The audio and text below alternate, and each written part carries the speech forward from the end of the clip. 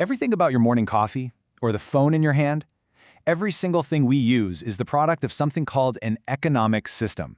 Today, we're going to break down the basic blueprints that societies use to manage everything they have and decide who gets what.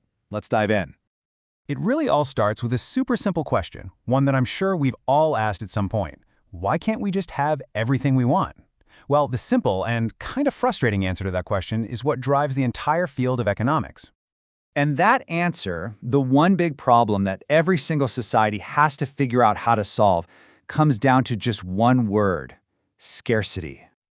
Okay, so what is scarcity really? A lot of people think it just means a shortage of something, but it's actually deeper than that.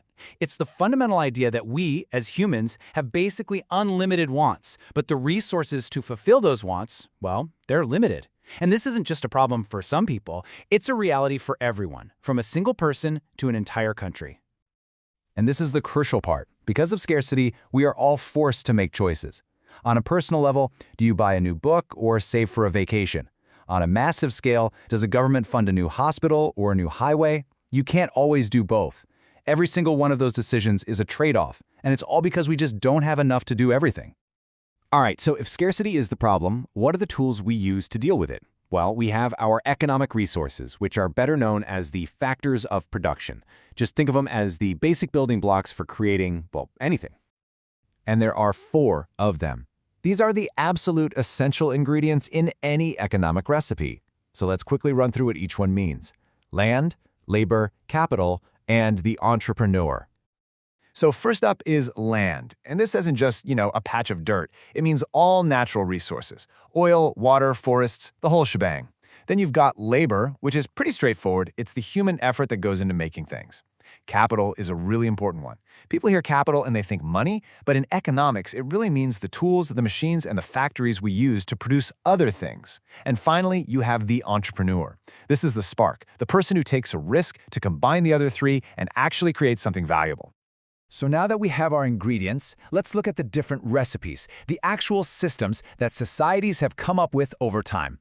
We'll start with 2 of the oldest and most, let's say, top-down approaches: traditional and command economies. First, we have the traditional economy. This is the original, the oldest economic system there is. Here, decisions aren't made by a government or by the market. They're made based on customs and traditions that get passed down through generations. Think of societies built around farming, hunting, and trading goods directly for other goods. So, what's the upside? Well, you get a lot of stability and really strong community bonds. Everyone knows their role. But the big drawback is that these systems really resist change, and that means you get very little new technology and not much economic growth. Now, let's talk about the command economy. In this system, a central authority, and we're almost always talking about the government, is completely in the driver's seat. They decide exactly what gets produced, how much it's going to cost, and who gets it. Total control. On the plus side, a command economy can get big things done. It can mobilize the entire country for a massive project, and it can keep unemployment incredibly low. But, and it's a big but, with no competition, there's just not much reason to innovate. These systems are often really inefficient, and that's not even mentioning the major limits on personal freedom. If you're looking for real-world examples, just think of North Korea today, or, looking back in history, the former Soviet Union. Both are classic cases where the government aimed for near-total control over the economy. Okay, so now let's swing to the complete opposite end of the spectrum. We're going to talk about the systems that really dominate the modern world: market and mixed economies. And that brings us to the market economy. It's the polar opposite of the command system. Here, it's individuals and private businesses who are calling the shots.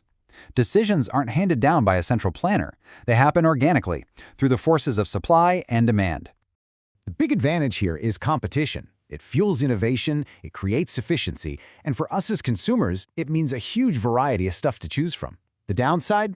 It can lead to some really big gaps between the rich and poor, and it can be unstable, prone to those big booms and busts, like the 2008 financial crisis.